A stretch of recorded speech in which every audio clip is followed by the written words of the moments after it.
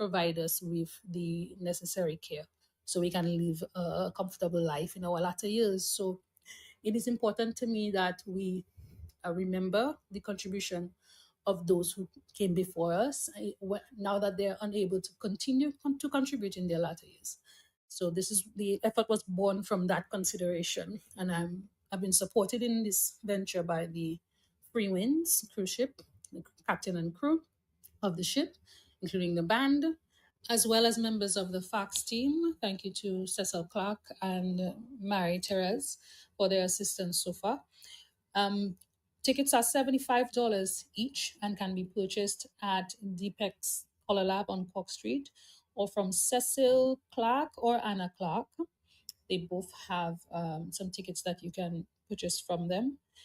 And the event is a formal event. We're asking people to dress nice, to actually show up for an event that is being held at an auspicious venue, state-of-the-art equipment, and we don't often have offerings like this on islands, so it's an opportunity for people to participate in something that's quite exquisite and a classy event.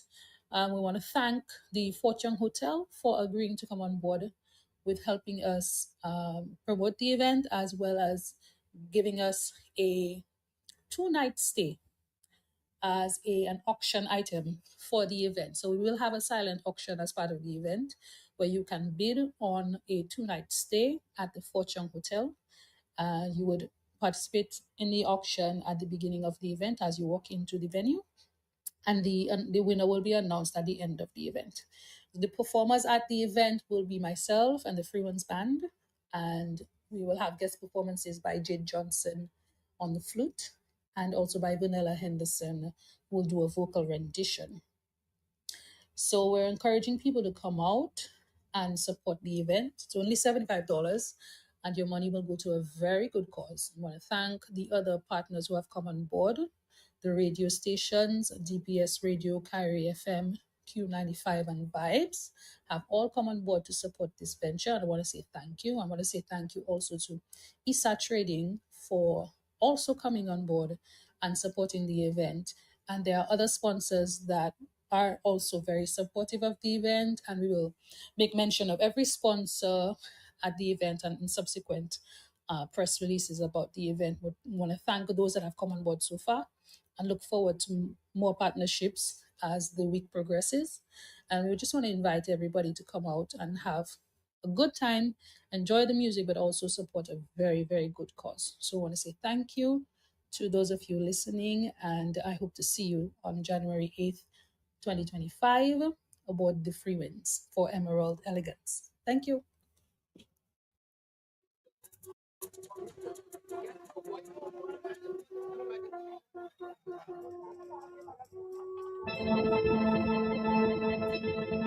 All right, Dominica. Good afternoon to you again. Let me allow our guests, the beneficiaries, at least two of them, they're here. One is no stranger for sure, but allow the other to make the introduction. Good afternoon to you. Good afternoon to you, Matt, and all the listeners of Q95. I am Kalanis John Baptist, Director of the Dominica Infirmary. I must say I'm excited and happy to be here. Dominica Infirmary. Infirmary, yes. My mom worked there for many years. Is that I know? I mean, she gave a great contribution and assisted us in developing how we are today. I know, she loved the elderly. She's still doing that as we speak. Definitely. Right? So, all right. Well, continue the great job there. Thank Dominica you, Mark. Infirmary. What about you? You need an introduction? Hi, good afternoon, everyone. It's Mary-Therese Juncker, founder and CEO of Fox, Premium Home and Residential Care Services. Good afternoon, everyone. Hi, Matt. Happy New Year. Happy New Year to your listeners out there. And thank you for having us on the show today. All right. How is Fox? Fox is doing well, thank you. Doing well. Yeah. Okay. Any challenges at this time? Any challenges? Well, you always have challenges. I was just going to say, we always have challenges, but we work through our challenges and we're very happy at the moment. Just appointed a new client services director. She's amazing. She's from the UK. Yeah, wow. Yeah. Okay. So half of the strain's off your back now. Well, that's the wish and the hope, so I can focus on some other projects connected to FARCs, like training programs and the like. That's good. Now tell us, of course, with this show coming up there with Meek and Henderson, you are one of the recipients. How do you feel about that? I'm honored and very, very grateful that we were considered, and very thankful for this amazing event. But also, I'm very excited. I can't wait for Wednesday. Are you going? Absolutely, I wouldn't miss it for the world. All right. Yeah. So I'm going to be there, and so certain members of my team are going to be there, and I'm hoping lots of members of the public are going to be there. I know for a fact that we've been selling a lot of tickets, so thank you to the public out there, because I know you're supporting the cause. We're getting calls all the time asking about tickets. The ticket sales are okay. So go out there. If you haven't yet got your ticket, please go and get your ticket. This promises to be an amazing event. And of course, we have the dulcet tones of Miguel Henderson, who is the organizer of this event. It was born from an idea. I think they've done this before the Free Winds. We're so grateful to the captain and his team and the band on board that's going to be supporting Miguel, and the other artists, the other local artists that are coming on board to perform as well. I'm really excited. I can't wait. I feel like I'm going to the theater.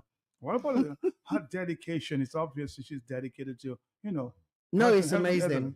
It's Elderly. absolutely amazing. She definitely has a passion for the elderly. I met with her personally, and there is definitely a real passion for the elderly, and this is something amazing that she's done, and we cannot thank her enough. But tell me, do you think that I'm saying we in Dominica, are giving enough attention to the elderly? I mean, it's just a straight question. Well, you know very well that the elderly is my passion, and I talk Right. about them all the time. I have a radio program bi-weekly where we talk about matters relating to the elderly. I'm very much involved with different organizations that work with the elderly. And so the simple answer is you can never do enough, but we're working on doing more. And what we need to do is sensitize the public to the needs of the elderly and the matters and the issues that affect them. And so programs like yours, if you let me come on board, will most definitely push so that we can sensitize the public, educate the public. I should say very quickly, I met someone in a store a couple of days ago, and she was saying that she listens to the program and she learned so much that she didn't know about dementia.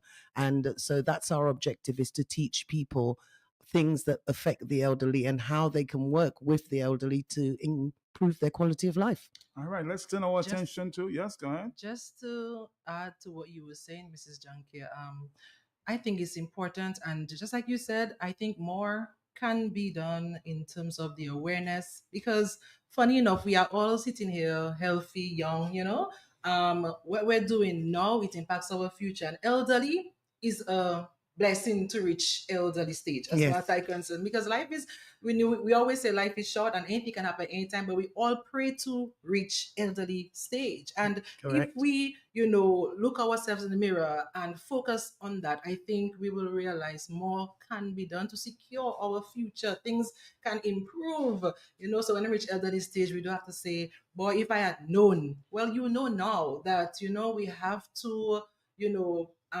secure it and do things to preserve, to do things so that at elderly stage we are comfortable. How do you feel about being one of the recipients, like Ms. John K? Oh, I mean, I'm excited. I'm thrilled. I want to say kudos, hats off to Michael Henderson for doing this, for taking the initiative, for looking out for the elderly persons. I want to encourage persons out there to do just like her. I mean, like I was just saying, we are young now and we do not know what the future holds. You want to make sure that when we reach elderly stage, we are elderly, but we are still alive, and that's one of the things I try to say at work. At the Dominica Infirmary, we encourage all our family relatives to stop by. Long ago, before persons had the view that Dominica Infirmary was a place to just come and put elderly persons and turn their back. No, we trying to come out of this. We want the relatives to be more involved, more engaged, if they have an appointment to go to the hospital or wherever, we will ask you to come on board, maybe be with them, so you don't necessarily get second-hand information. You get the information right there. We are one of our biggest appeals from last year, well, ongoing, is to get the relatives more involved with their residents in terms Mhm. of needs. If they have the medication, buy the medication. If they need to utilize adult diapers, bring it along. What we find too much of is, they just put the elderly persons at the infirmary and they turn their back. So for those listening, please, if you know you're one of those, try to be better for 2025. It's a new year. So let's turn a new leaf and let us see you more involved. Come and just visit them more. It's not often. Sometimes a week, months go by without an elderly person seeing, their loved one. It's not when they die we have to show them the love. I think love is supposed to be shown in real time now and not later. All right. So the appeal goes out for persons to come on board, support this event that Michael is having, because again, it will contribute to raising the standards at the institution, at FACS as well. I mean, elderly care is a global thing. What we find now, there's an increased need for elderly care. I don't think we have enough caregivers for elderly care. We need to do, maybe according to Marie Therese, more training in that department. A lot of times you have elderly persons at your home and you don't know how to, take care of them, how to get the patients to deal, because it's a different thing altogether. Once a man, twice a child, yes, but the baby is different from an elderly person that has, Mhm. You it's still have to give them their dignity. yes. So I think, elderly is on the rise. We are an aging population. We need to How we many need to residents do you have, Adi? Currently, we have 93. Our capacity is 93. 93. So clearly, we are one of the biggest institutions on island, with all these people in one, elderly persons in one square area. But if you have been, you've seen, it's a big facility. So what's the age range there? Well, it's really over 65 and up, with a few exceptions. But our pool or persons, elderly persons, is from that age range onwards. So we have a centenarian, we have those in their 90s, we have more elderly than those below elderly age. Mm-hmm. But that is the focus out there, making sure that our golden years, they live comfortably, and happy. Some people give the impression that it's not a big job at the infirmary. Oh And wow. tell us how much work is involved there. Oh wow, Matt. It's a lot. I mean, the daily operations to take care of an elderly persons. Like I said, you don't have to think about it at the institution. Think about it at your home. A lot of us have grandparents. Don't we know when we have to wake up in our bed to make the breakfast for them, because they can't do it for themselves? Make sure they get their meds on time, their eye drops. Is at that stage they need us to assist them. So if we can put ourselves in a home setting, just think of that, then we know at the institution with 93 residents is a lot more.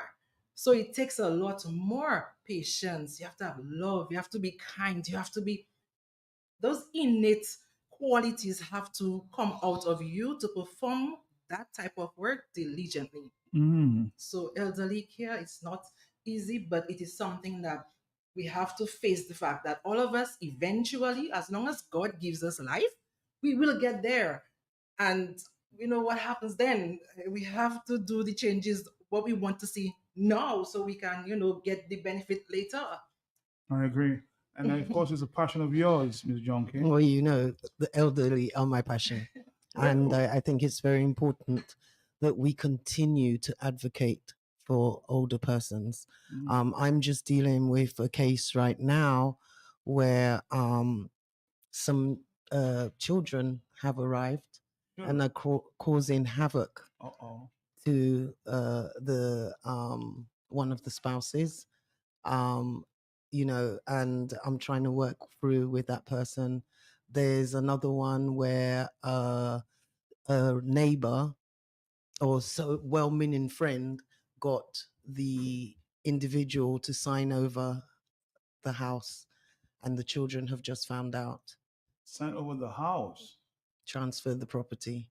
There's a lot of this going on in Dominica. I always talk about abuse of the elderly, and people whip me because I say these things. But I think it's important that we raise awareness of these things. I think it's important that if you decide that you want to help an elderly person, do it out of the kindness of your heart and not because of what you think you can get, because you think they've got a house or they've got money in the bank. Do it because you want to help them, because they're elderly and one day you might get there yourself. But if you're going there with intentions to essentially defraud them, because that's what you're doing, you make them trust you and they become so dependent on you that they think that you're the person. It's not yours. They worked really hard for that. And let them, if they're going to make a decision, let them make it without being coerced. And if you know, if you even suspect that there might be cognitive decline, meaning that they're not making decisions of their own free will because something's happening in their brain, for example, dementia, please don't make them sign documentation. Don't take advantage. Don't take advantage. Walk away. Don't take advantage. Get in touch with relatives. Let them know what's going on, please. Interesting. Does that happen at the infirmary as well? Oh yes, this is universal. Basically, I mean, you have is human beings, and you always find persons to take advantage of, vulnerable people. And who's most vulnerable than our elderly persons, especially those, who not necessarily have sound mind. So again, the appeal out there is to love our elders. Again, we have to understand that eventually that's where we will be. That's who we will become. Let us focus on, taking care and doing the best, because at the end of the day, the measure you give is what you will receive. And again, quote the Bible: do unto others as you would like them to do unto you. Well, I'm going to quote karma. Karma is real. It is real. Yeah, karma is real. What you do will come back to you. And I've lived and breathed this so many times. You do not know how many miracles have happened in my life thanks to the blessings that I receive from the elderly. And I want to keep receiving those blessings. So I'm going to keep taking good care of them, or trying my very best to do And so. I'm sure a lot of pointing fingers at you, huh? Oh, yeah, without a doubt.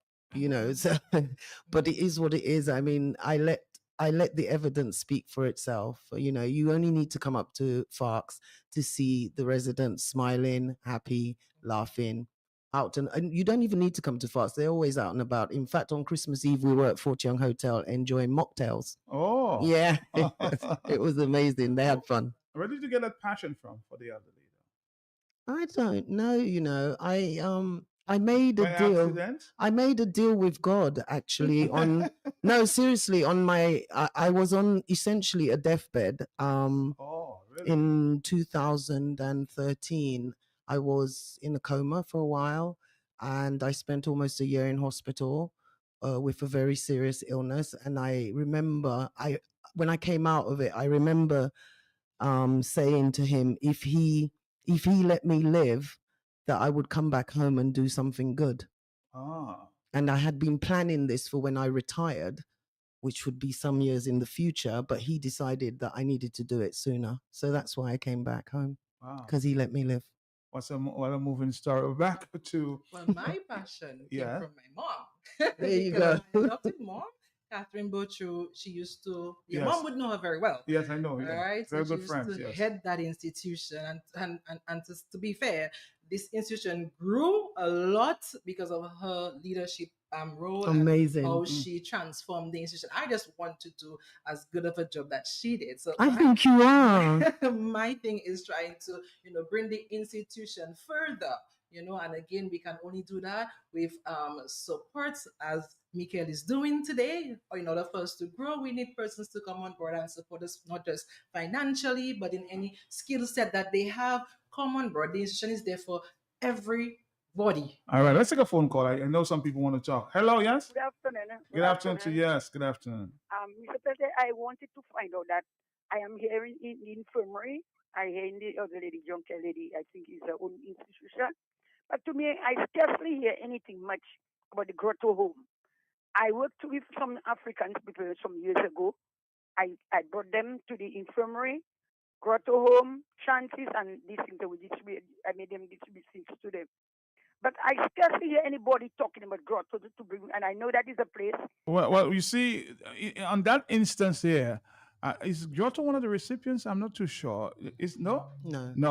So the show is about this afternoon, and I get your point.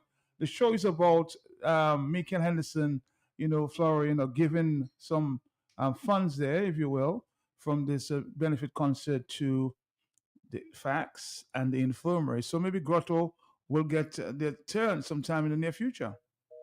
All right, she went out. But 449, the focus I think is because Michael saw that these two institutions are doing very good. I'm not saying that Grotto is not doing well, but I think this time around she chose you.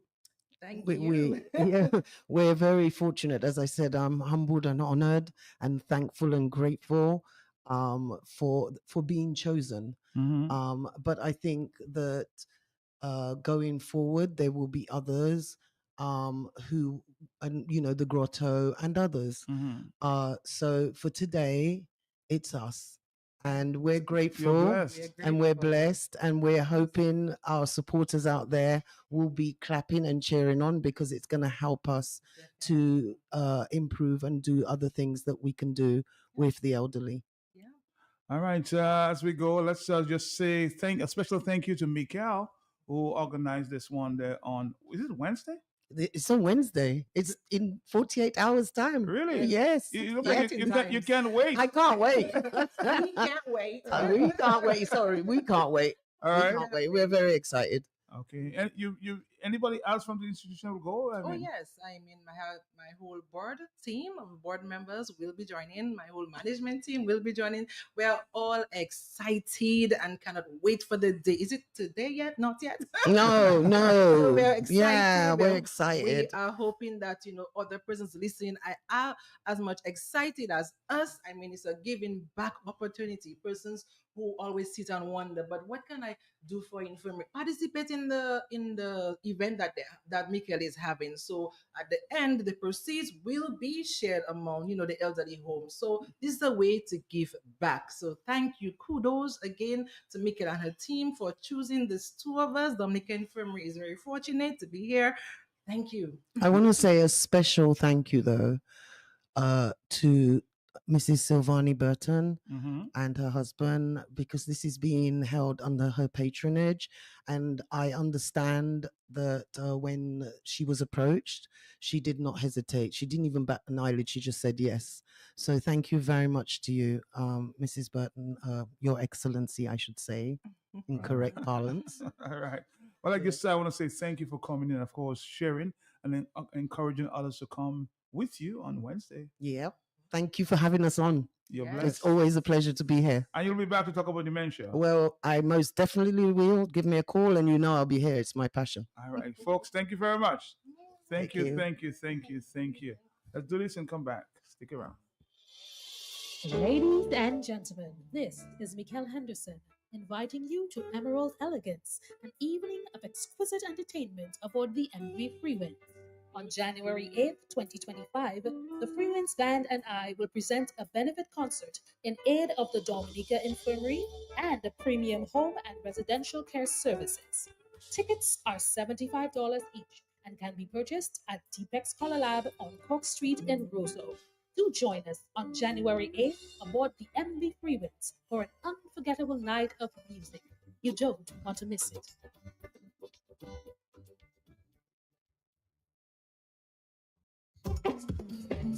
The Dominica Calypso Association, Flo, and Josephine Gabriel and Company Limited present the 2025 Calypso competition, beginning with the Calypso Eliminations on January 11th, 2025. Come for the laughter at the Calypso Eliminations on January 11th on the forecourt of the Windsor Park Sports Stadium. So turn up to hear the new tracks drop. Come for the fun. The Calypso Eliminations on the forecourt of the Windsor Park Sports Stadium, Saturday, January 11th, 2025. Brought to you by the Dominica Calypso Association, Flo, and Josephine Gabriel and Company Limited. The Calypso Eliminations, Saturday, January 11th, 8 p.m. 8 p.m. A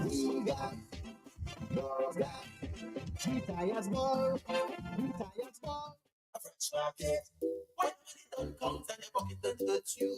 A fresh market. Fresh market. Come on, it's a fine day. We are open 7 days a week with the top of the line products. Well stock, supermarket and pharmacy, health and beauty care, fresh produce and meats prepared daily, hot and cold kitchen, ready to go meals, sandwiches, salads, and desserts at your fingertips. Easy access, located on the bayfront, environment friendly, and our staff are approachable and ready to assist. Have you figured out who we are? You got it. Fresh your one stop. Your money don't count and your pocket don't touch you. Fresh market, never disappointed. Fresh market. Something good. Something good. Fantastic news from Eastern Trading Limited, presenting yet another top quality, unbeatably priced product brought in especially for you. Just received world-class clear brand can tuna in chunks and flakes, available in sunflower oil and brine.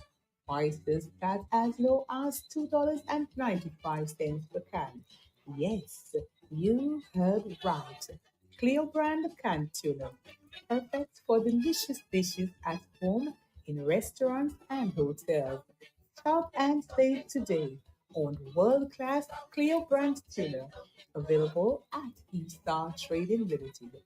Eaststar Trading Limited, working hard every day to make a difference for you. Something good. Something good.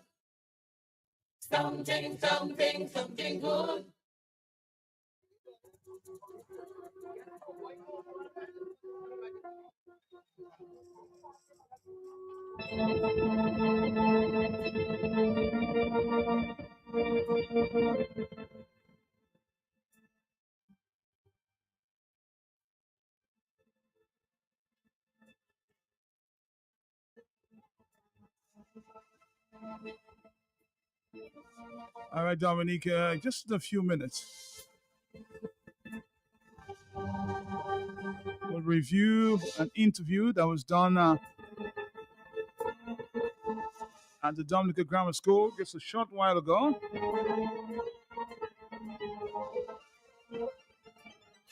Read the progress of the Dominica Grammar School.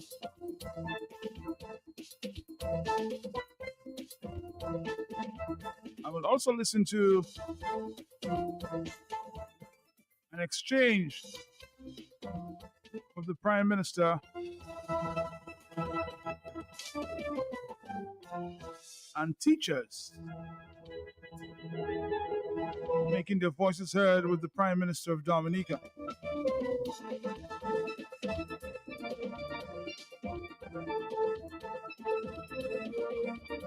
We'll be back right after this. Ladies and gentlemen, this is Mikael Henderson inviting you to Emerald Elegance, an evening of exquisite entertainment aboard the MV Freewind. On January 8th, 2025, the Freewinds Band and I will present a benefit concert in aid of the Dominica Infirmary and the Premium Home and Residential Care Services. Tickets are $75 each and can be purchased at Deepex Color Lab on Cork Street in Roseau. Do join us on January 8th aboard the MV Freewinds for an unforgettable night of music. You don't want to miss it.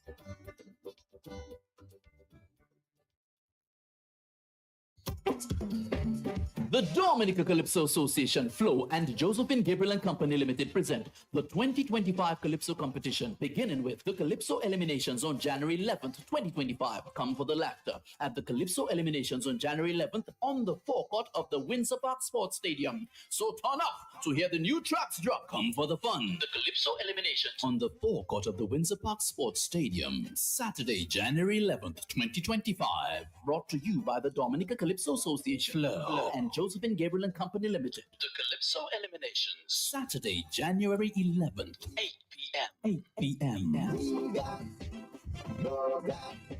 Retires more. A fresh market.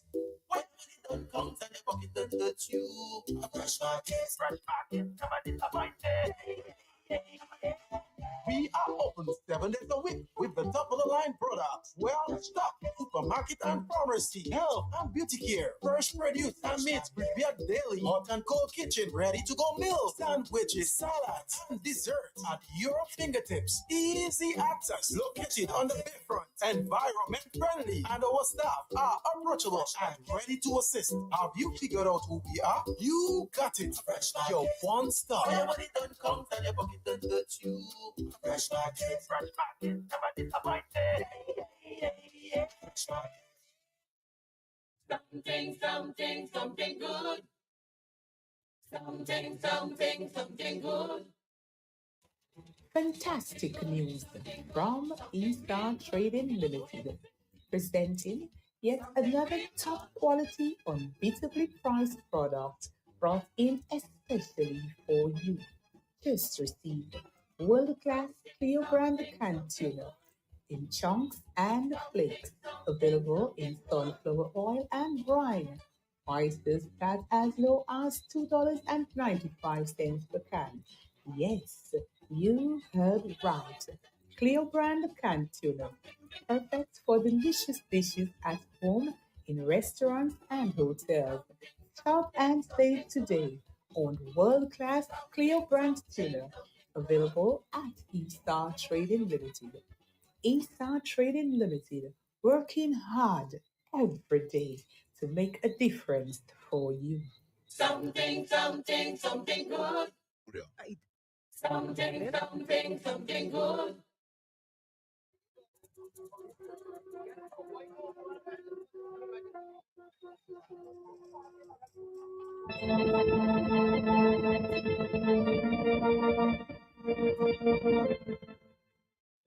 As I said to you before, we're going to present an interview conducted with an update from the new grammar school being built at this time. Students have been shifted around the Dominica Grammar School, now moving to, especially the Goodwill High School, moving to Newtown. The grammar school itself will move to the Gold School there in the afternoon. So if you want a millage going on there, let's pay attention to what took place at the Dominica Grammar School this morning. As we interviewed the major players in this construction taking place.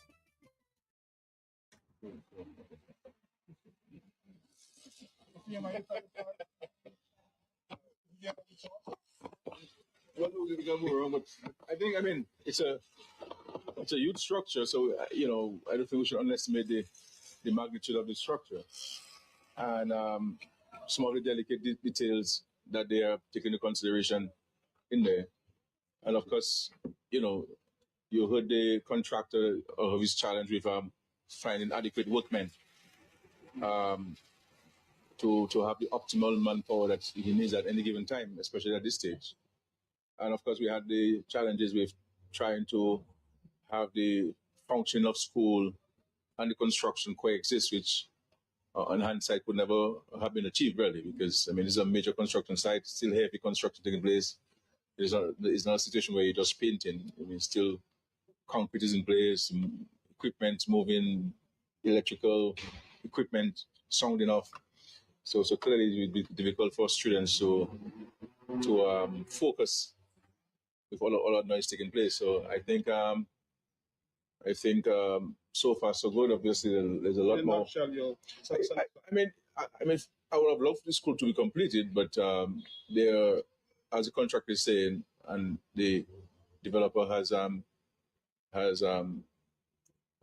accepted that there are major variations to both of what the Ministry of Education has asked and also developers have asked, and also what the structural engineering advice would have been. That would change the designs of the roof and change the designs of the structural beams and so on to ensure that the weight of these buildings can withstand the size of the building and so forth and maintain the resilient nature of the structures and so on. So the more work has been considered than what was originally envisaged with the original design. which is a natural thing for construction. I mean, as you go along, you see architects make changes, engineers suggest changes, contractors see things that they will advise the client to consider. And the Ministry of Education has its own consideration from a learning standpoint, which maybe the architects did not take into consideration. You know, coming here this morning, I've noticed some things I believe that may need to be revisited. You understand? So, but overall, you know, it's so far so good. We're all looking for the completion. They're saying, both the contract and developers are saying that June, end of June. It's a huge goal from my standpoint, which will require longer working hours. And as a contractor, I identify more workmen to carry out the duties there, because there's still some heavy movement to make, and also a lot of finishings. And finishings, as we all know, can be very tedious and time consuming. But at the same token, I do not think that, though we are under pressure to have the students in at the earliest opportunity, but at the same token, we have to be careful that we don't, in speed, compromise the structural integrity and the architectural beauty of the grammar school. Grammar school has a particular history in the country, and I always felt that the structural and the aesthetic appeal of the building should be befitting of the contribution grammar school has made to the nation's development. And I am not displaying any bias as a former student at the grammar school. Just stating the historical records of it and the facts as they are. And so I'm happy that we enhanced it. They've also taken into consideration the physically challenged students. So there are lifts, elevators in all the buildings.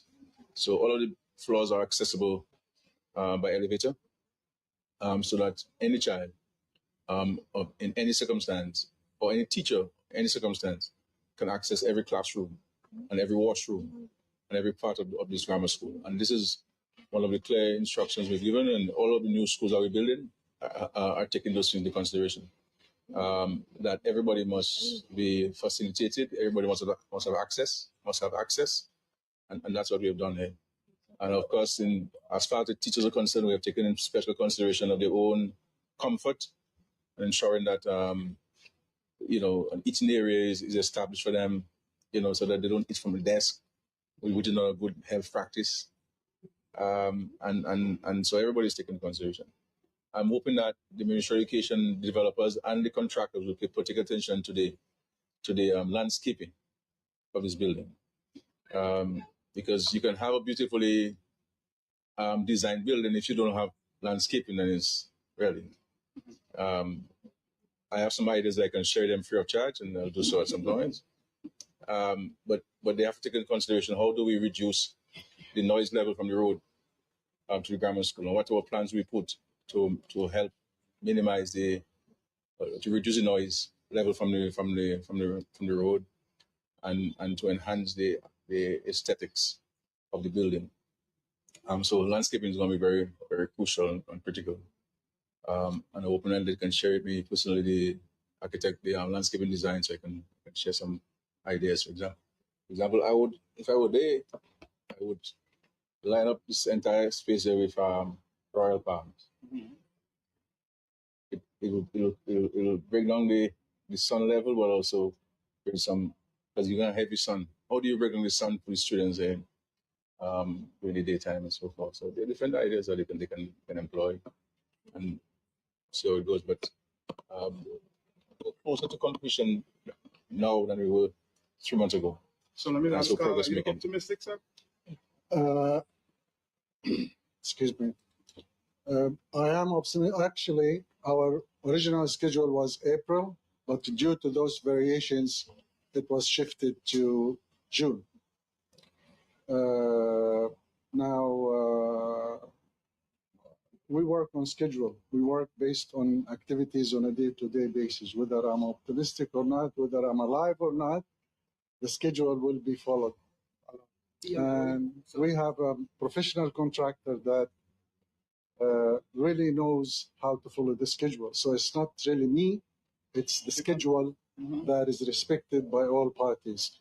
So let's turn to the contractor. So you're very optimistic. Yes. I mean, right now we are at the stage where we are bringing in all of the procurements, finishes. We brought in a lot of the earlier procurement, like for example, all of the toilets, basins, and things like that are already on site from a year ago. We had them here, and we were challenged on not having access into the blocks A and B with the existing toilets to be able to install those. But we now have that. We've got to them over the holiday season. I will be starting installing them within a few weeks. Everything else in terms of lights and fire fixtures and all of that is either partly here or underwater already.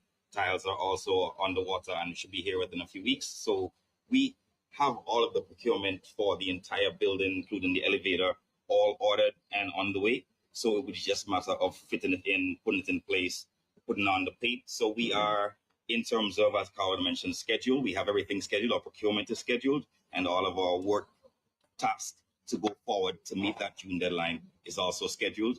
We just need to up on our resources, which is our local manpower issue that we've been having. And we're going to hopefully again, I press again, to have people who are interested in working to please come to the grammar school office. We are looking for new painters, laborers, carpenters to be a part of this project and hopefully successfully complete it by June. Mention paint. Well, the paint colors are right now in the final stages. You mentioned yes, having it's red, white, so we're looking forward to that. We are ready to bring in the paint. Now, if you see this, what you see here, the gray is actually a primer. So it traditionally you see white. We have white on this building. We have gray on the existing color. So once the primer is completed everywhere, which includes tidying up the existing surface, we'll be ready to install colors, which we can do. Well, we would like to do beginning the month of February, which by then we should be able to reduce the dust level on the site by dealing with some of the landscaping areas and calming them down. And that way we can start to apply the colors once the colors are decided by the developer and Mr. PM's input. The only reason we have shifted the schedule is because our CEO has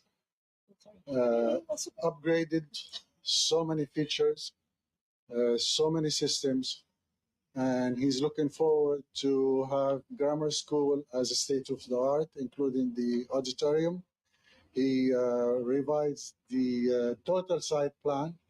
So now he revised the number of parking due to the capacity of the auditorium. So it was not his last visit, it was the visit before that he changed this whole thing, and he gave the green light for so many areas to be looked at and developed. So if you wanna blame somebody for the delay, it's MMC CEO Dr. Anthony Hayden for developing and making grammar school better in terms of quality, system, architectural, you name it. Mr. Prime Minister, satisfied with the ventilation, the lighting, and the size of the classroom? Yeah, I mean, classrooms are quite comfortable. I mean, their specification, they're down to international specifications based on the number of students per classroom and so on. So they're pretty large classrooms. I mean, you will see those classrooms in grammar school might be larger than most secondary schools across the America. Ventilation is fine. You have large windows. Plus, you have ceiling fans. So I think they've taken this into consideration. The library will be air conditioned. The staff rooms will be air conditioned, so that people can be more comfortable, as far as I've been told. So ventilation is okay. The size are perfect. You have natural light, because I mean each classroom has 2 large windows. So you'll have a lot of natural light coming in. Plus, you have electrical powered lighting and so on. So I mean, students be comfortable, and of course you have access to washrooms on every single floor. So a student doesn't have to go down second floor, from the 4th floor to have access to the washroom. On every floor, in terms of management too, which is good, that every floor has teachers and management, so that you move away from the traditional setting where you have an office, staff office. Every floor has staff. So students and management, and of course with the structure that we have at the secondary schools, with a principal and 2 deputy principal, and you have heads of departments, all these persons there who are part of management. It will help. It will certainly enhance the day-to-day management of the school. So, so we're satisfied with the space layout, the floor plan, etc., and the functionality of the building itself. In terms of emergencies, what measures? Well, you have, as far as you have 2 exits and entrances. So you have a front entrance and a back entrance, and those 2 serve as exits. Unlike the original one where you had challenges. So a number of things that have and of course you have the stairs that you can use on both sides of the building and so on in some cases. So I think emergency, and of course the system that they'll put in place to alert if there's a fire, fire alarm system, and so I think you'll have hopefully all goes well, you'll have a very modern grammar school, and one that's fit for purpose. Not to forget that this whole campus will function as a hurricane shelter. It's 100%. Well, it won't serve as a hurricane shelter. It has a capacity to serve as a hurricane shelter, but it won't be a hurricane shelter. No, I mean, it will function. I said from a policy standpoint, we're moving away from using schools. This is why we just signed a contract for $8.5 million to build a facility in the Canlego territory. Okay. It's called a community resource and an emergency shelter. So we're moving away from using the Sally Bay school, and we will use that facility in the case of hurricane. It has a space for 120 beds, so we can house at minimum 120 people. But in the event that we have a hurricane and we may have to use the grammar school, we will have more than enough space to house some people and still have the school functioning, and so on. I think what we have to talk about there from the government standpoint, everybody listen to me, everybody, this is live, right? I'm not sure it's live. That we have to think about your endowment. This is going to be a wasted investment if we don't start procreating, and procreating in quick speed. This idea of people having one little child in the house, that's child abuse. We have one little child in the house is child abuse. We need to have lots of children in the house. I mean, so we have to start having the issue of population growth. Because the grammar school is the primary, secondary school, it's one of the largest, but the numbers are dwindling. And this school is bigger than what grammar school requires today.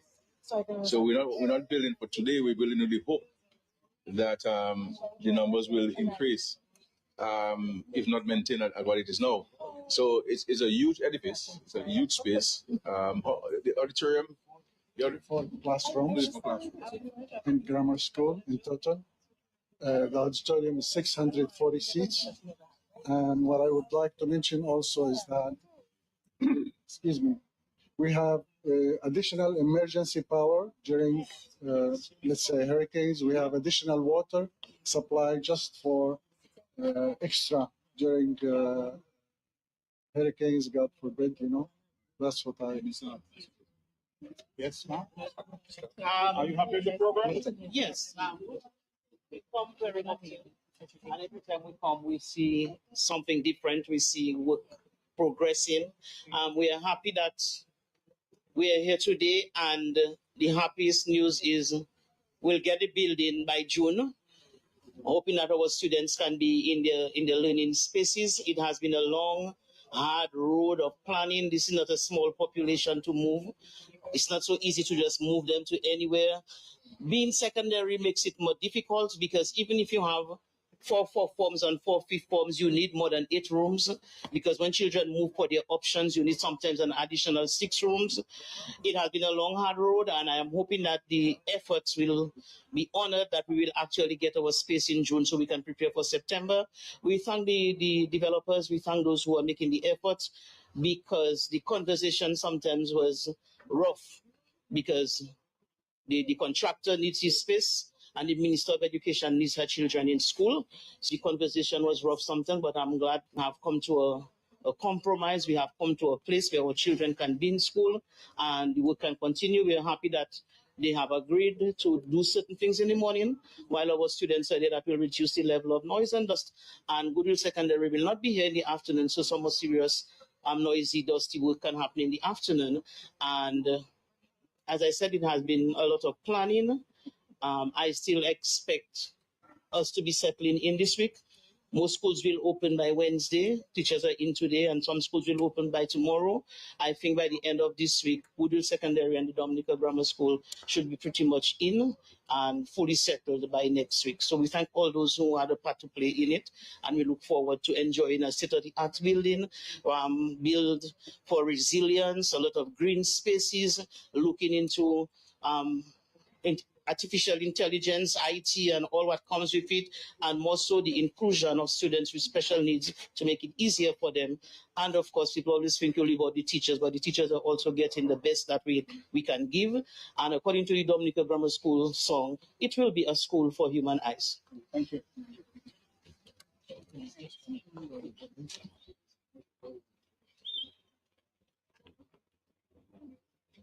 Yes.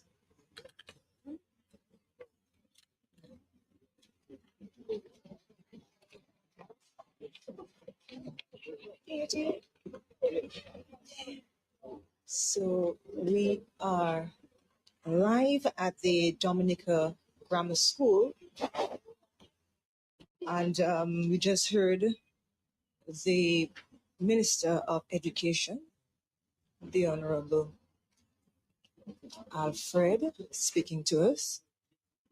And she, well, along with the Prime Minister, announced that the building will be ready by June.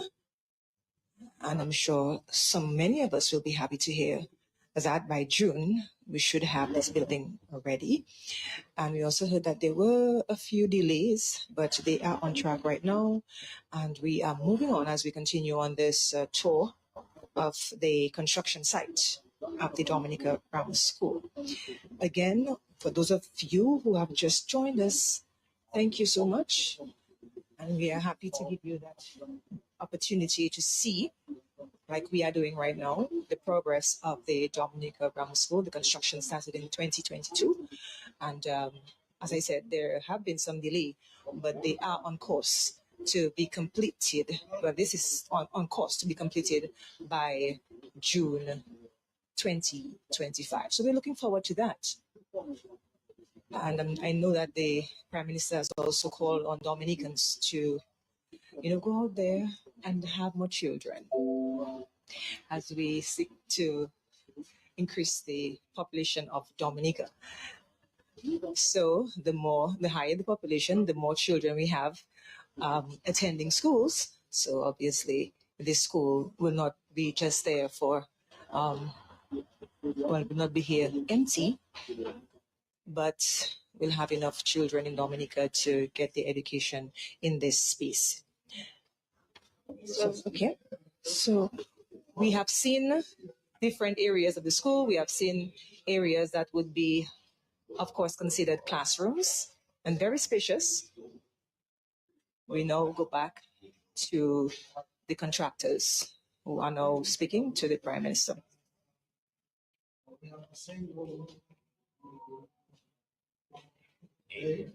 So I'm thinking if we can take 2 classrooms here, additional, if you need, we can make this room up to here. So there you have it. This is a large space, looks like a hall, but we're hearing that it can house 2 classrooms. So here you have the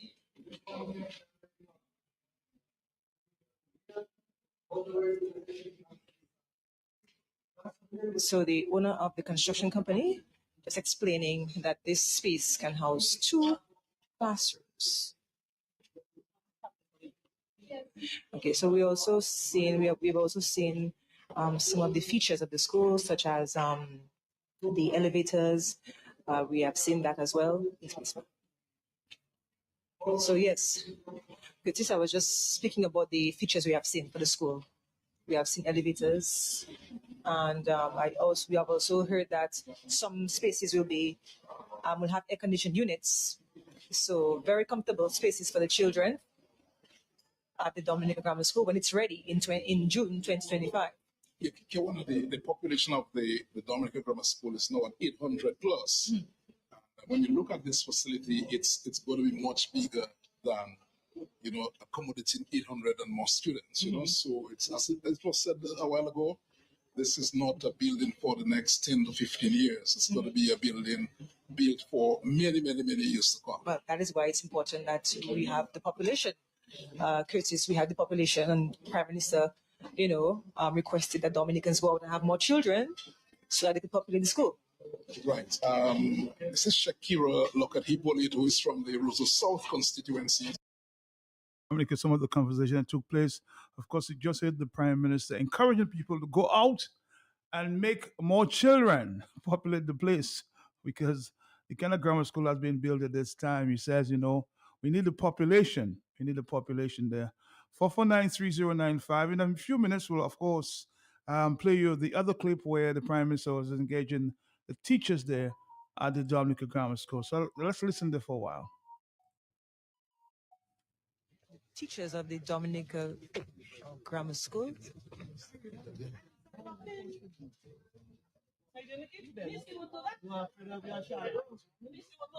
So there is the Prime Minister here interacting with teachers at the Dominica Grammar School. All first year students, myself. Well, your college, you had the periods for an hour or so, and so on. So you had to break it down, and so on. But all of the students. So I heard you have some challenges still.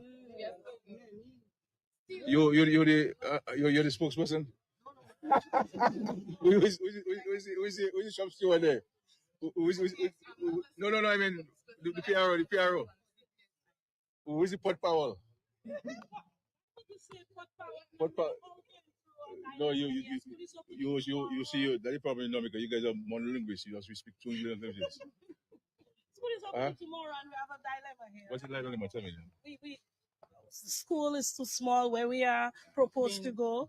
It's too small. That's it. We are wondering what is going to happen. What can we do? Are we deciding to go online? Hold on.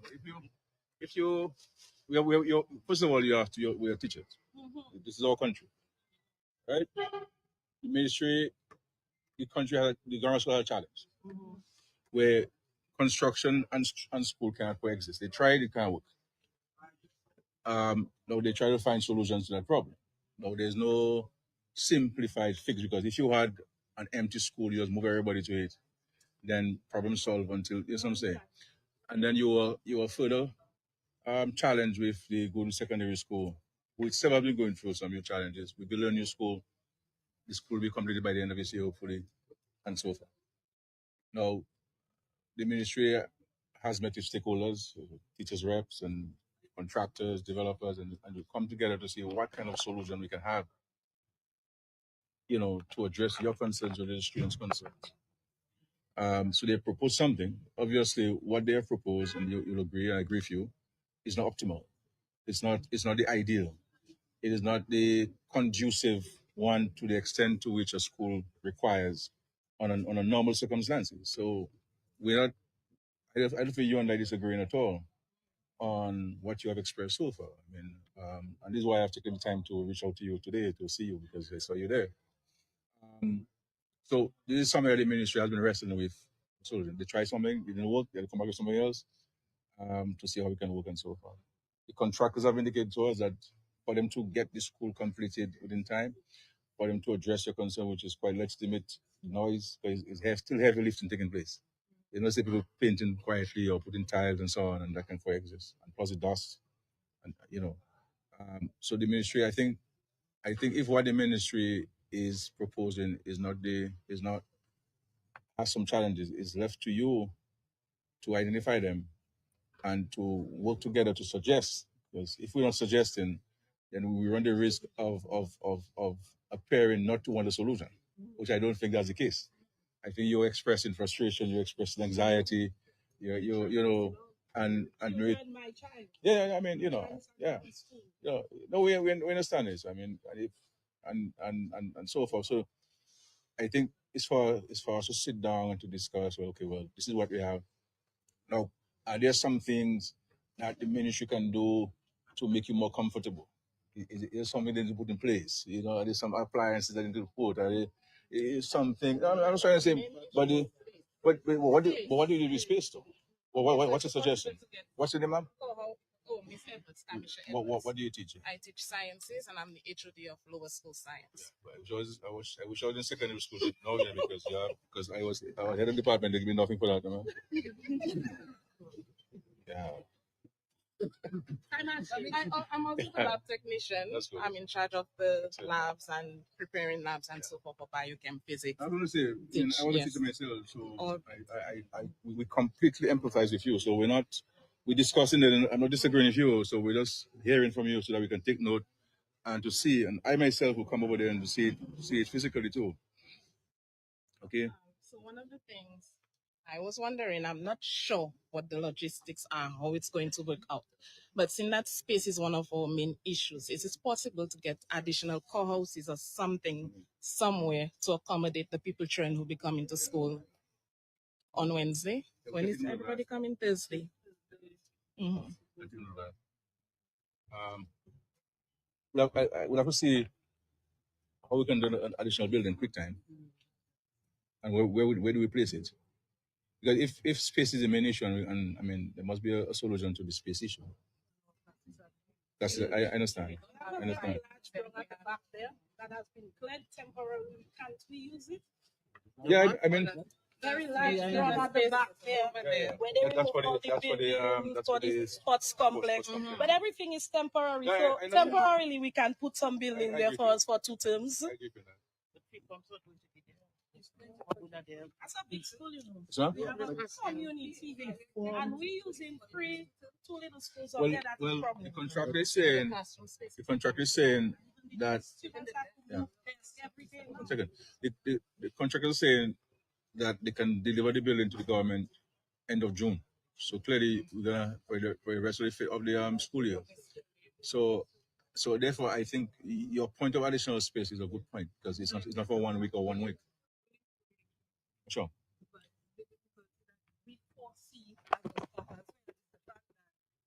Some of us may be tasked to do a morning and afternoon shift. One of the solutions to prevent that was to prepare a committee, to prepare timetables to minimize teacher burnout, motivation, these type of issues that will arrive. But so far, we cannot say on that yet because we don't have access to our timetables. However, we are hoping that we don't have to do this back and forth for an extended period of time. With the new structure of the school now, who is the one tasked with doing the timetable? Is it's head of department and they submit to the deputy principal? We don't know, but we don't know what you get to for years. I mean, no. So who should do it before? So who should do it before? Before this.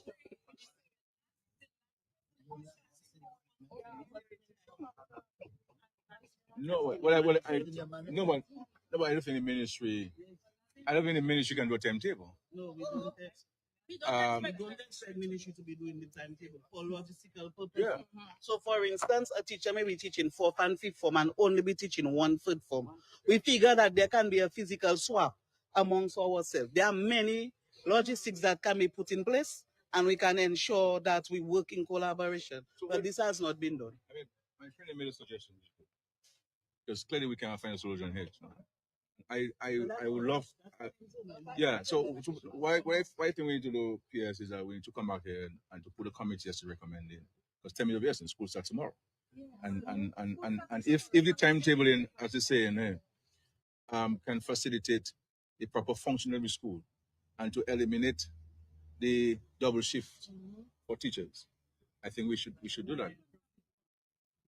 We should. Also, that our 5th formers, let us say per se, one of us have to go up there. 5th formers are going to suffer because we would need to, in order to ensure that the children perform at the level that we expect them to. We need to give afternoon classes, and those things need to be taken into consideration. So I expect that I would have time allotted to teach my 5th formers in the afternoon as normal, but I am still a teacher who teaches third form. So those factors need to be taken into consideration. With some of the recommendations that we made, we also said that management could consider that if a person has a morning class at 10, that they don't come for 8. They come for 10 and they teach, and because they have one in the afternoon. So instead of coming for 8 and waiting for 10 to teach, you come for your first class, and in the afternoon you do your class, and at the end of your class in the afternoon, you should be free to leave. You know, we made some recommendations. But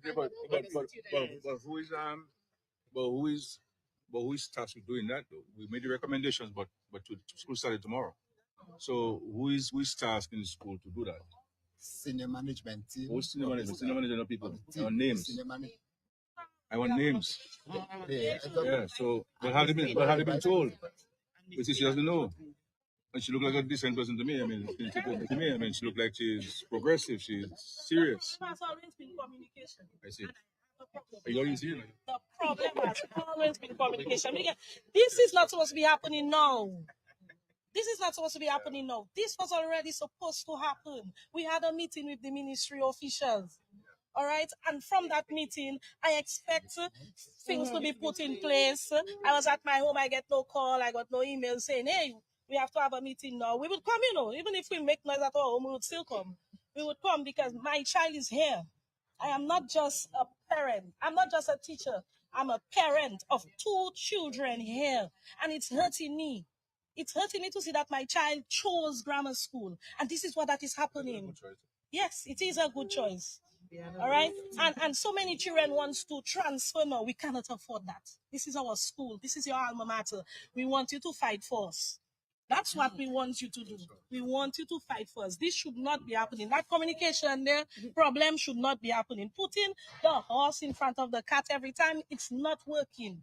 It's not. It's not working.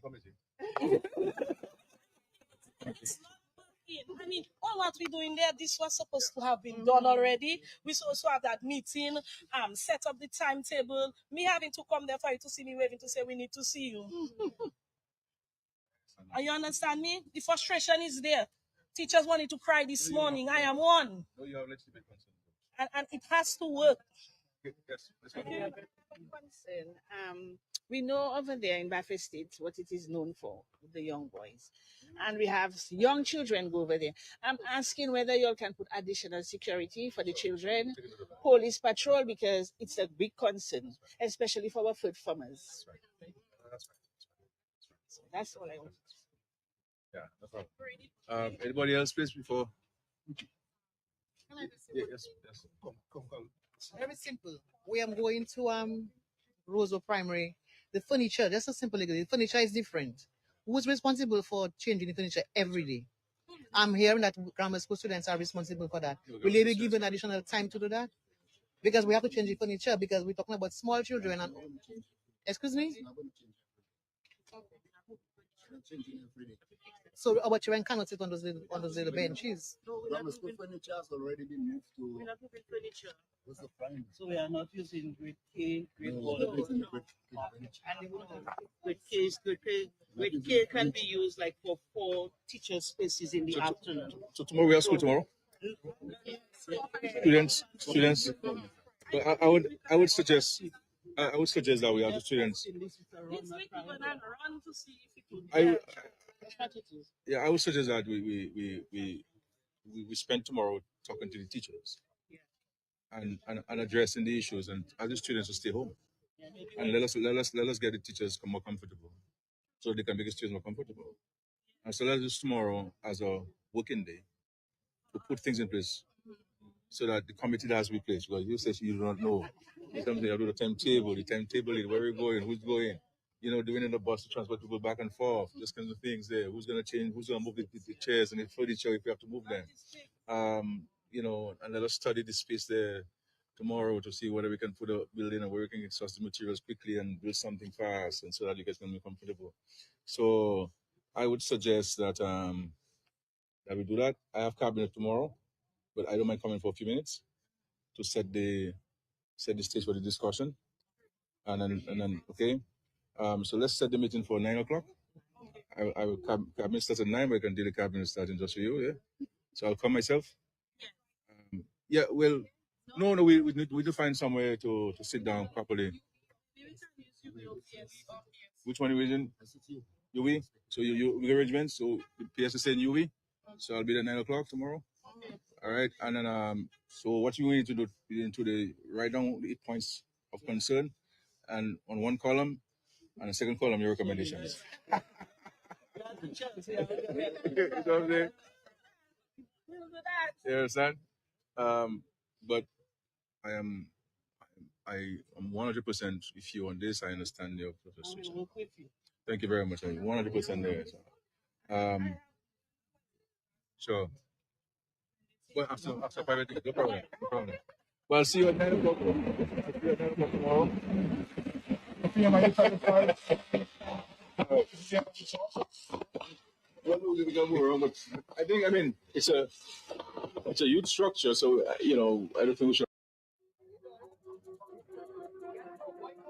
Dominic, a part of the conversation that took place this morning at the Dominica Grammar School.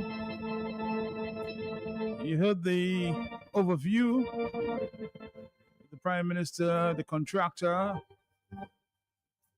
and the man in charge.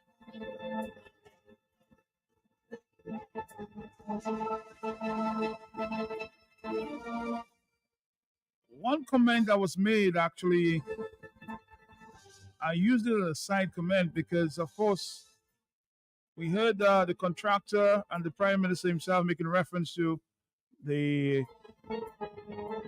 site may need more workers at this time because they want to meet the deadline of June.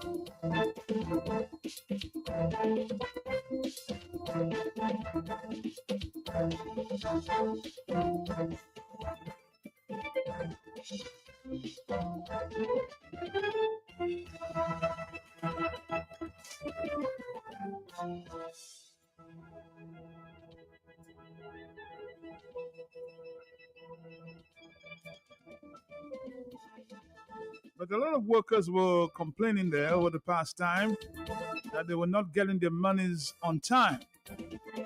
So I put that question to Mr. Moran, who is the overall guy in charge. This is what I asked Mr. Moran aside. I've been hearing a lot. Of course, we hear about they need more workers on the job. But I've also been hearing a complaint, sir, that sometimes they get some difficulty in terms of getting the money. So how are you? Not anymore. Not anymore? Not anymore. The problem, we had some problem with banks, with intermediate banks, etc., and we solved the problem. So not anymore. So the workers, according to Mr. Moran, will be paid on time.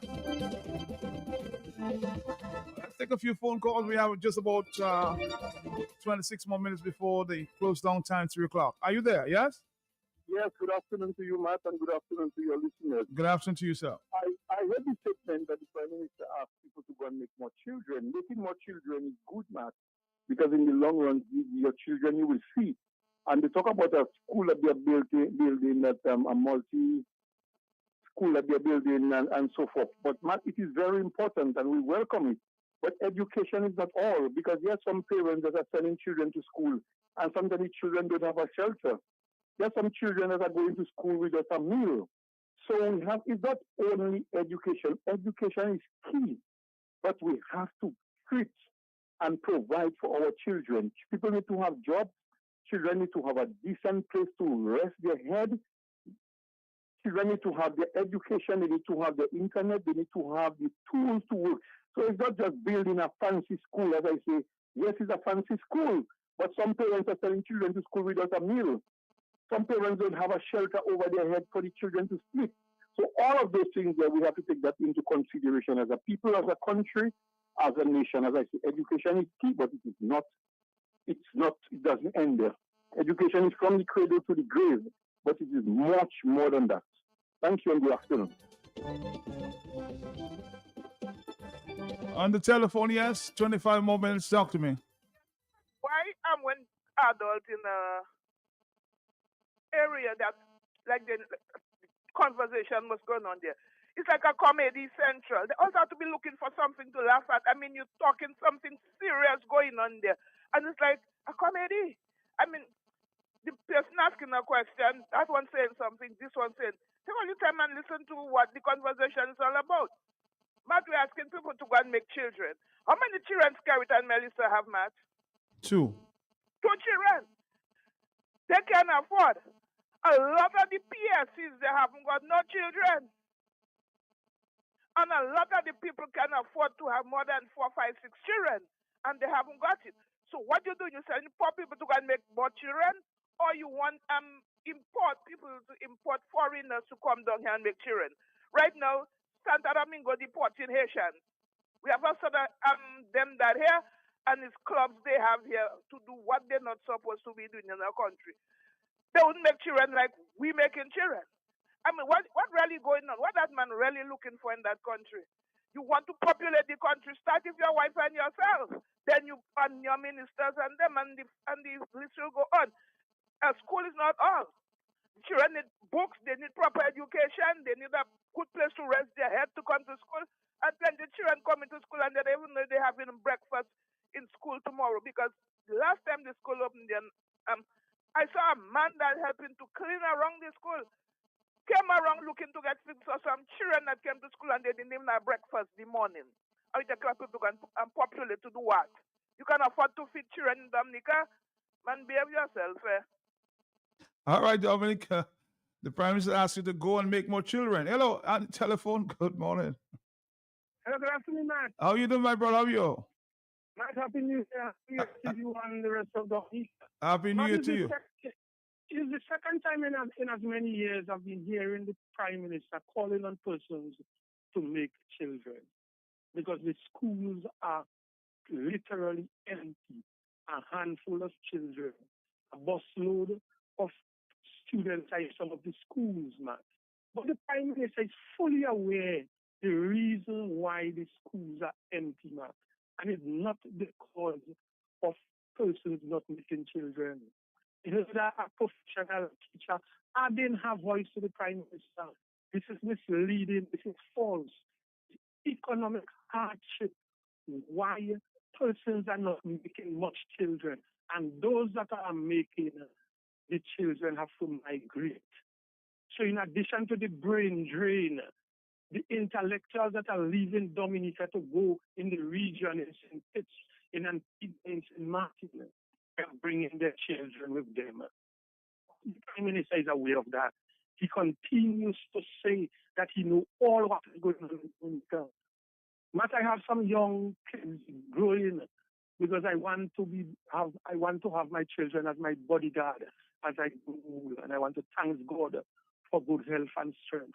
But Matt, I am very concerned that I may have to do some developments in Antigua so that they will be housed there, Matt. But I have a daughter in Antigua, just start to go to secondary school. I have a son up in Antigua too. People cannot say in this country that there is no hope. The Prime Minister is aware of that. The handful of jobs that are there are given to foreigners. The Prime Minister must pay attention to the reason why the young people of this country are not in Ireland and not on Ireland. Thank you very much, Matt. All right.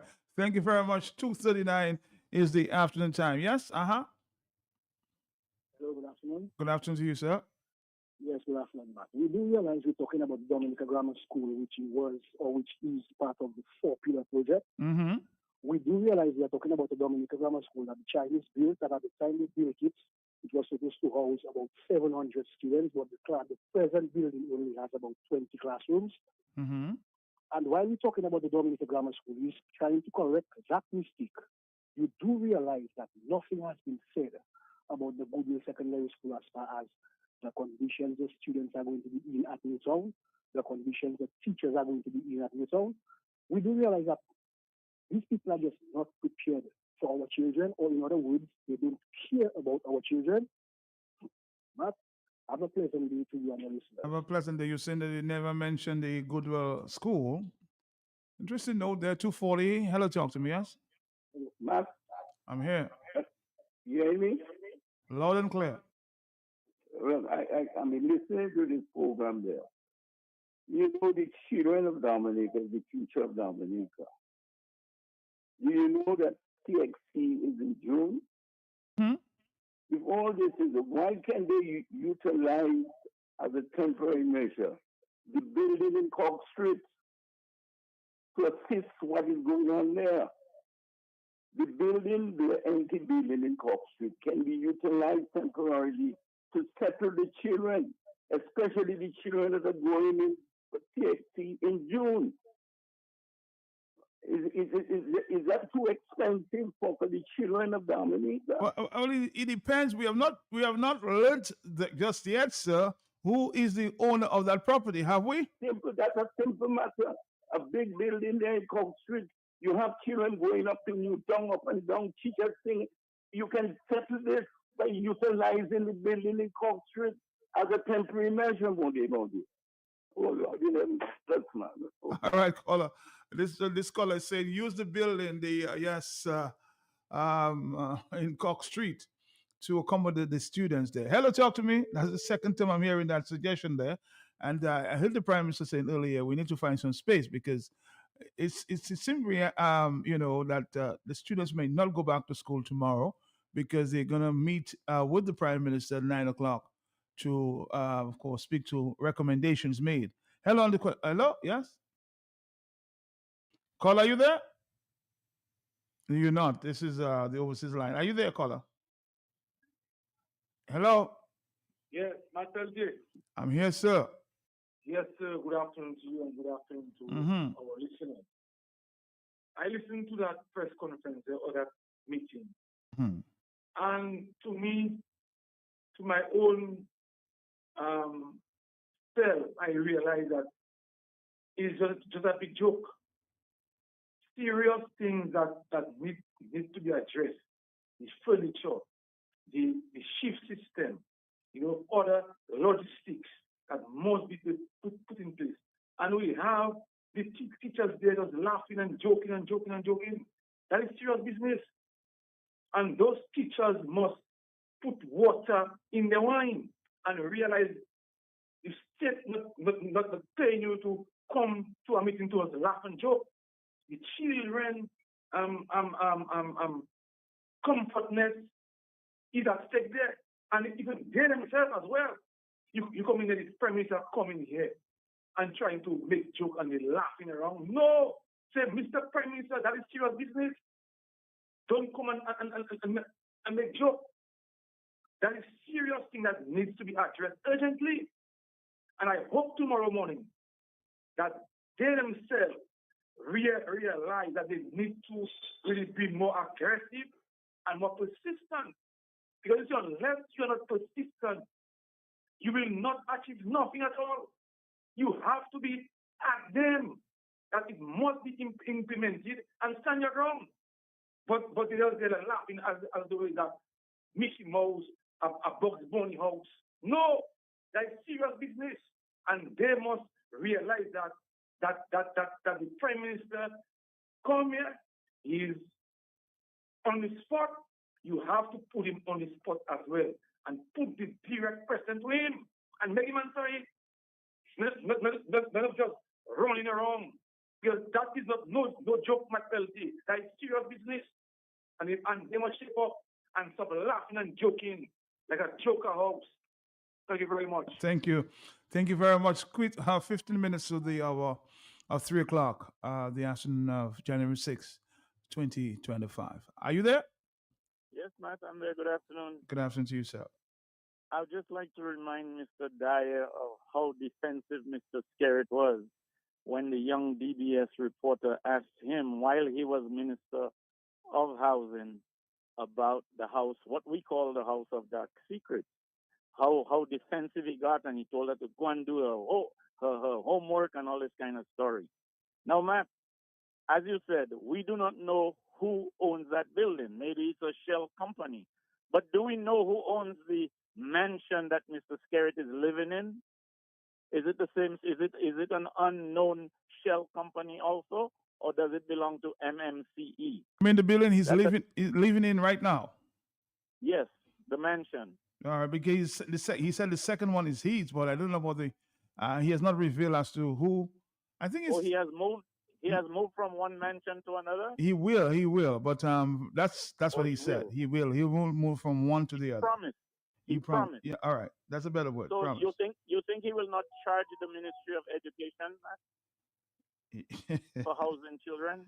Where would you charge them? Where? The suggestion that Mr. Dyer made. Well, we cannot confirm who the building is at this point. That's what I'm telling you. So why would he charge? Why would he charge the education ministry? Okay, Matt, you got me. I got you this time. I know. 246. I follow conversations well. On the telephone, yes, talk to me. Yes? Hello?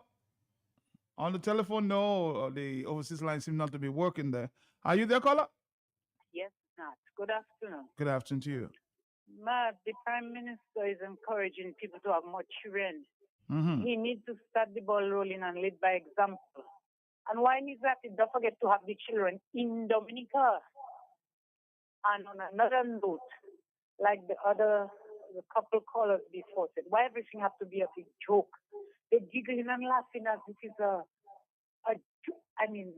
it's not a serious matter they're discussing. If they have to go tomorrow and meet again and giggle and joke like that, how productive can you be? You have to look at things seriously and try to come up with solutions.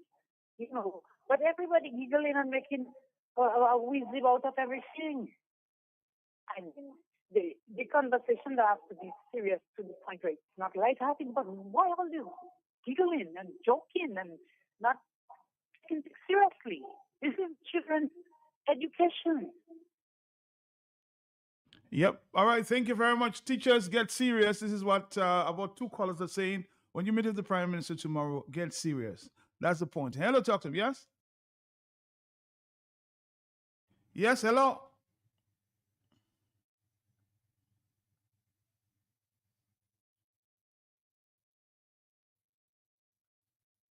Are you there, caller? No, you're not. Let's move on to another call. Are you there? Yes? Good afternoon, Mr. Berdier. Good afternoon to you, sir. Good afternoon, Isaac Baptiste here, and Susan, greetings again.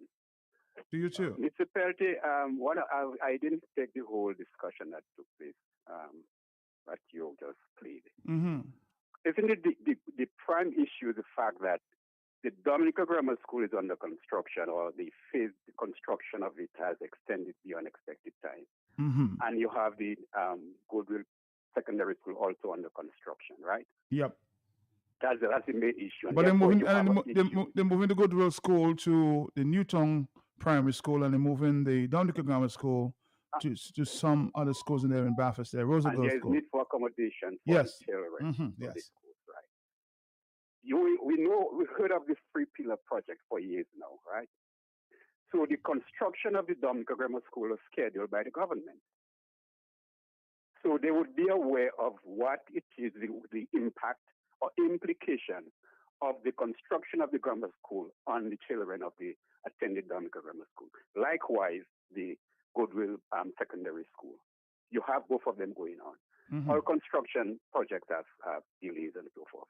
However, you are telling me that school opens tomorrow or whereabout, or maybe this week. Or Tomorrow. Scheduled to open tomorrow. And you are telling me this is now the Prime Minister, the Minister of Education, the whole government is now suggesting and trying to decide how we are going to accommodate children to school. Are we really serious in Dominica? Matt, don't we have, how many schools? We have the Convent High School in Roseau. We have the St. Mary's Academy in Roseau. We have a wing of the Dominica Grammar School and other schools in the area. Are you telling me that the Ministry of Education and the government of Dominica, knowing the number of students they have to accommodate and the number of students attending the schools, cannot sit down and with the owners of the schools and agree on a program so that all the children can comfortably go to school between 7:30 and 4:30, or as the case may be? Are we really serious in Dominica? These guys, they're just provoking and showing their incompetence. Everything they touch is a mess. Is a mess. Why should you be at this point in time doing that? There's someone in school place that at the same time you are saying that, hey, there's an oversupply of school spaces for go and make more children. It means also you're not considering your population growth and tying your projections for school places with population growth. And at the same time, either you make so many places in schools that you have messed it up so much that here it is, they are half empty. It's making statement that is really bringing back the criticism back to him. I mean, are we serious in this country that these basic things you cannot do? But I suspect they were too busy distributing ham and turkey, so they forgot they had to arrange for the children to go to school. God have mercy on Dominica. Bye-bye, man. Bye-bye, sir. It's 9 to the hour, 3 o'clock in the afternoon. Very interesting conversation there. It's about planning and going forward. Are you there? Yes? Yes, Matt, good afternoon. Good afternoon. You sound frustrated there. Matt, yes, I am. I'm outraged. When I tell you I'm outraged, Matt, because I have one grandchild going to the Goodwill High School. I have one going to the primary school. We had a meeting sometime back in primary school, and I tell you, parents were outraged. Parents were frustrated because you cannot tell me we have for primary school when it is after school is over by 1 o'clock. A lot of children remain for after class, right, for 4 o'clock. Now there are parents who are working parents, so they take the little opportunity to have their children after class. They don't mind paying the afternoon class, and when 4 o'clock they come for their children, or their children come and meet them. Now you are saying they come at 8, and when 12 o'clock they have to leave for grammar school children. Where are the children going? It's not everybody that's working, they can bring their children at work. Who is fortunate, but there are a lot of people that cannot bring their children at work. My God, there's no consideration. You're telling them there's no afternoon class. Now the boy is going to go to school, and he has to go right up Newtown. Now you have to pay 2 sets of buses. You're saying, well, you have to get bus, they will get bus, but they have to be early. It's not everybody that will be able to be early to go up there. My God, what mess is that? Then you don't worry about people's children, not because why? Their children, they can afford to send their children in private, expensive school, but it's our little primary school, is our little thing we can afford. Please don't do that to us. Don't hurt us. Don't hurt our children. Please, our children are children of tomorrow. Why are you all doing that? Why are you all hurting people's children for? If you're telling me a child is going to primary or primary, leaving at 12 o'clock, sometimes they have a toilet. There are some toilets that are not locking. They know how it is about boys and girls. You never know what that can happen to people's children. My God, Papa God, Matt, let me tell you something. Prison will never miss people. Mal will never finish. Thank you. All right, thank you very much. Clearly emotional parents there, or grandparent. But what do you have to do to make children? Skerritt just cursed the whole of Dominica with his psychology. Somebody's suggesting here. It's that time in the afternoon. 6 more minutes. We'll continue that conversation. Clearly, it's in the top of everybody's mind at this time. And given the comments made by the Prime Minister to meet with teachers tomorrow, again, another day for the teachers to organize going forward. Hello, talk to him on the telephone. Are you there? Oh, nobody's there. 44930. Nobody's not working on the overseas line there. Let's see what, Matt, I need to use some what was that? 4493. Need some, you need some Bala. Okay, I'll make that contact for you. I think Bala was scarce though. Let's see if we can play this voice note before we move on quickly. Yes? Matt, good afternoon to you and the Dominican people. Happy 2025, everybody. Let's hope it stays happy. I hope everybody will keep it that way if you are happy. Matt, I'm hearing people, calling and they're talking about why other people laughing. The teachers are laughing. It's a big joke at a conference, discussing stuff that's going to affect young children, young adults, or young men and women, and also the teachers, But it's something I have noticed about Roosevelt Skerritt, and maybe it's in Psychology 101 or Psychology for Dummies. But in situations like that, he keeps the conversation very light, and he tries to be very nice and cordial. Like you hear, he's telling the teacher, I understand what you're saying. We're trying to get, to a solution. He's very nice, he's calm, he's laughing, he's smiling, And so therefore, the teachers are at ease. Nobody's nervous, everybody feels, well, okay, well, let's loosen up a bit and we can laugh too. It happens. He does that to everybody in Dominica who goes. The bus drivers who say that they're striking, then they go to his office and they come back and say when they look into his eyes, they knew he was telling the truth. To reporters, even journalists, he does that too. So, but when he is out there, lying to the Dominican people and lying about electoral reform, he gets to be a beast, So he knows how to maneuver himself wrong in situations, and people fall for it. When it comes to discussing serious things, like what is being discussed, that's what he does. Instead of, giving you a cigarette to smoke, he just lights you up with the smiles and, the easygoing talk, and it relaxes you. So you're smiling as well. You guys need to stop falling for this nonsense. And like the guy said, it's time to get serious. When I know who you are and I know what you're doing, acting with me like that is going to piss me off. And that wasn't going to work with me. If anything, it would get me crazy. Because, bro, I know what you're up to. Okay, let's just cut the crap out and let's talk some business here. This is the way it's supposed to go down. Because this is the way he approaches people otherwise. When he's not feeling cornered. I'm just saying, man. Happy 2025, Dominicans. Let's see how happy this is going to be for everybody. Take care,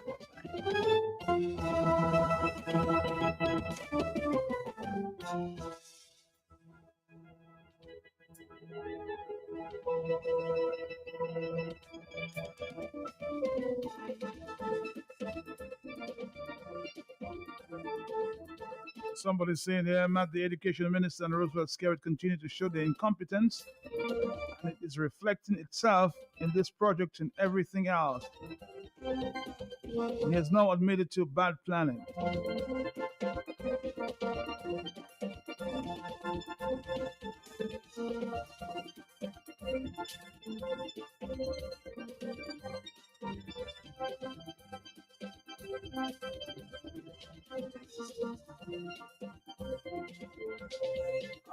Maybe about 2 more calls. Are you there, caller? Yes? Hello? Hello? Hello? Yes. Go ahead, sir. I'm not a sir, ma'am. I'm hearing a male voice in the background there. Go ahead. Okay, Matt. First time I see a lot of people on that side working, Matt, was today. I've never seen that before. That is my route. Maybe 7, 8, 9 people you will see on that program, on that thing they're working, Matt. One man sometime on a big building over there working, one man over there. That is all you're seeing. The man saying they're paying them better now. I don't think so. But he's actually asking Blue, even though somebody needs some work, he's saying come to the grammar school. They're looking for about 45, 50 more workers. And there's a plenty job I can come. Present yourself, because they say they need more workers, at least 45 to 50. They want to complete a timeline. Okay, 449. So work is available according to the Prime Minister and the contractor there from the Dominica Grammar School project, construction project.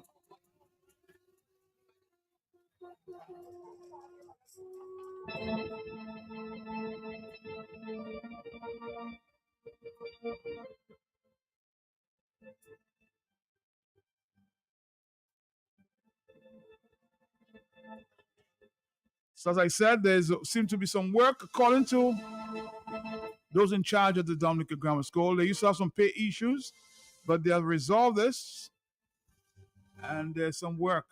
There is work available. Hello, talk to me, yes? Hello? On the telephone, yes, talk to me. Hello, Matt. Yes. What do you do? How you doing? Well, I'm getting ready to join Flow. And Yes, go ahead. yes, well, yeah, Matt, I just want to comment on the institution of the Prime Minister on that interview there about, asking Dominicans to go and make more children. Yes. It is so sad. This government has put families, under duress with the state of the economy. And many people are not having children because they cannot afford. I believe people have to trust God. As I say, the same God that was in charge of the economy when I was born is the same God in charge. But people have to have work to be able to support their families. And you know what? So the people going to have children, then his wife going to call them big belly season. His wife will give the pampers, and the Minister of Education will say, government will do for you, Labour Party will do for you what your mother cannot do, what your father cannot do. How sad. How sad. And our families keep falling for it over and over again. A government that is insultive and psychologically and economically abusing the families who make up the society, and then turn around and say, well, you go and have more children. We'll give all you pamper, we'll give all you ham, we'll give all you books, we'll give all you scholarship, and when we don't pay the scholarship, and the university put all you out, too bad. That's why we need electoral reform, because this government has abused us too much. He spoke about international standards for the school. We want international standards electoral reform for free and fair elections to change government when we're fed up with them. Thank you, Matt. All right, thank you. This is how we, of course, join our friends from Flow in the afternoon. See you tomorrow.